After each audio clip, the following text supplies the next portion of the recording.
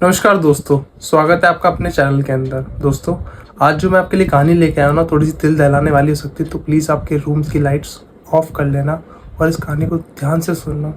ये कहानी बिल्कुल रियल बेस पे है। ये कहानी पूरी एक बंगाल की है, जिसके अंदर एक परिवार होता है, हंसता खेलता है, उस पर किसी की नज़र लग जाती है। और जब नज़र लगती है ना, तो पूरा परिवार टूटने से लगता है और उसमें काम अपने ही आते हैं। तब आप कहानी का एंजॉयमेंट लो तो सुनो। उसमें एक श्रेया नाम की लड़की थी, बहुत ही खूबसूरत होती है। वो कॉलेज के अंदर भी पॉपुलर होती है उसकी खूबसूरती की वजह से, और पढ़ाई में भी बहुत अच्छी होती है। उसके माँ बापों को भी प्राउड था कि हाँ, हमारी बेटी बड़ी होकर बहुत अच्छी इंसान बनेगी या कुछ तरक्की करेगी लाइफ में। दूसरी तरफ उसकी मौसी की लड़की उससे चिढ़ती थी कि सब इसकी खूबसूरती तारीफ करते हैं, तो क्यों ना इसकी खूबसूरती को बिगाड़ दो। पर उसको इससे मतलब नहीं था। वो बिल्कुल अपने काम से काम रखती थी श्रेया, और कॉलेज से आना, कॉलेज से जाना करती थी। तो एक दिन श्रेया घर पे जब रेस्ट कर रही थी, तो उसकी एकदम से तबीयत बिगड़ जाती है। जब श्रेया की तबीयत बिगड़ती है ना, तो उसकी मम्मी को बोलती है कि मम्मी, मेरी आज पता नहीं तबीयत क्या हो गया, सुबह से सर में दर्द हो रहा है, समझ में नहीं आ रहा मैं करूँ तो करूँ क्या करूँ। और उसका सर दर्द इतना फटने को लगता है ना, जैसे मानो बिल्कुल गरम गरम तवा। उसकी बोलती है रुक, मैं डॉक्टर को बुलाती हूँ, पहले तेरे पापा को बोलती हूँ कि वो ऑफिस से जल्दी आए, आज उनकी बेटी की तबीयत खराब हो गई है। पापा ऑफिस से आते हैं तो देखते हैं कि उनकी बेटी की तबीयत खराब होती है, डॉक्टर को साथ लेके आते हैं। और जब डॉक्टर को लेके आते हैं, डॉक्टर बोलते हैं इसको कुछ पलेटा पड़ गया है, ये मतलब एसी में से डायरेक्ट धूप में गई है, तो उसकी तबीयत खराब हो गई।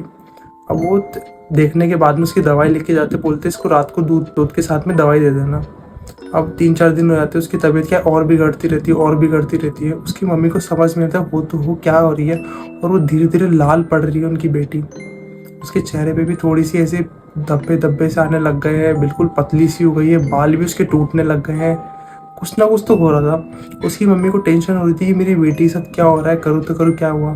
फिर एक दिन जब घर पे उसके जब मामा आए हुए थे श्रेया के, तो उन्होंने बताया कि इसके ऊपर किसी काली जादू का साया आ गया। हाँ दोस्तों, आपने सही सुना, उसके ऊपर तंत्र मंत्र या काला जादू कर दिया किसी ने। उसकी मम्मी को तो पहले बोलती कि मुझे इन चीज़ों पर विश्वास नहीं, तो प्लीज़ मुझे कहानी मत बताना।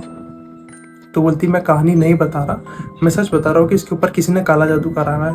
बोले आपको मैं एक एड्रेस दो, इस बाबा के पास जाना, आप श्रेया को लेके तो सब चीज़ बता देंगे। अब श्रेया की मम्मी बोलती चलो एक बार जाए आती हूँ, मेरी अपनी बेटी के लिए मैं इतना तो कर ही सकती हूँ। तो श्रेया को उनके पास लेके जाते बाबा के पास में।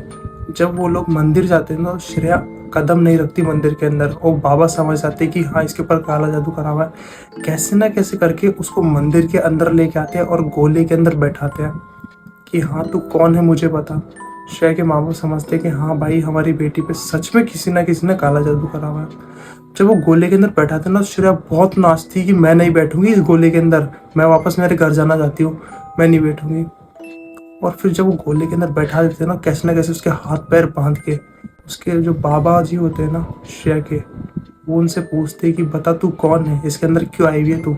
उसको खूब स्टिक से मारते हैं, खूब बेल्ट के सटा के भी मारते हैं कि हाँ बता तू कौन है, क्यों आई हुई है इसके अंदर। बाद में जाके वो बुरी आत्मा बताती है कि मेरे को इसी के परिवार वाले में से किसी ने भेजा गया है। बोले मैं नाम नहीं बताऊंगी, बोले नाम बता, नाम नहीं बताऊंगी। फिर एक मारते, बोले नाम बता, बोलती बताती हूँ, मुझे श्रेया की मौसी ने ही भेजा है। बोले वो कैसे? श्रेया की मौसी ने भेजा है कि वो उनकी बेटी खूबसूरत नहीं थी ना, तो इसकी खूबसूरती बिगाड़ने के लिए। तो बोले कैसे? बोले बाल की इसकी, मेरे को इसके बाल की जो खुशबू आई ना, वो बहुत पसंद आ गई थी। जो इसके कपड़े के ऊपर, जिसके जिस्म पे कपड़ा था ना, उसकी भी खुशबू क्या पसंद आई थी। फिर उसकी मम्मी के दिमाग में क्लिक होता है कि हाँ, कुछ दिन पहले इसकी मौसी आई थी और इसके रूम में गई थी, तो श्रेया के कंघे पे से बाल लेकर आई थी। उन्होंने देखा तो था पर कुछ बोली नहीं, कंघे पे बाल ले गई थी, और कुर्ते का जो टुकड़ा है ना, वो काट के लेके आई थी। तो उनके बाबा भी समझ के हाँ, तो ये उसी तरीके से काला जादू करा हुआ है। जब बाद में वो एंटिटी चल जाती है उसके बॉडी के अंदर से, कैसे ना कैसे कर आके वो बाबा जी से भेज देते हैं, और 2 तावीज़ देते हैं कि एक इसे गले में बांधना है, एक इसके हाथ में बांधना, और हो सके तो उसको कभी मत खोलना लाइफ में, बिल्कुल भी। तो उसके माँ बाप ने बोलते हैं कि हम कभी भी हमारी बेटी के ऊपर से कभी नहीं खोलेंगे ताबीज़। हंसता खेलता हुआ परिवार यूं बिगड़ जाएगा, कभी किसी ने सोचा नहीं था। और बिगाड़ने के पीछे अपने ही घर के हो सकते हैं, ये भी किसी ने सोचा नहीं था। ये कहानी बताने का मेरा सिर्फ यही उद्देश्य है कि दोस्तों, माँ बाप ही सिर्फ आपके सगे हो सकते हैं, माँ बाप के अलावा कोई सगा नहीं है। अब श्रेया का परिवार पूरा हंसता खेलता एंजॉय करता है, और श्रेया वापस कॉलेज जाती है, पर वो मौसी की बेटी से बोलती नहीं है, अपने रास्ते जाती है, अपने रास्ते आती है। धन्यवाद। अगर आपको कहानी अच्छी लगी तो चैनल को लाइक करो, शेयर करो, सब्सक्राइब करो, और ऐसी इंटरेस्टिंग कहानी के लिए चैनल को शेयर जरूर करना।